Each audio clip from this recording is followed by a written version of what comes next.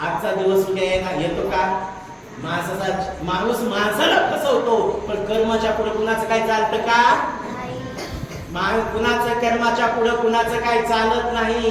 हा क्षण पुन्हा पुन्हा नाही आणि मरण सगळ्यालाच आहे, पण सुखाने कसं मरायचं हे आपल्या धम्मात सांगितलंय. निर्वाणाला कसं प्राप्त व्हायचंय. सगळे बघा, एक माणूस असतो कधी विहारात गेला नाही, कधी धम्म कार्य केला नाही, कधी समाजात बसला नाही.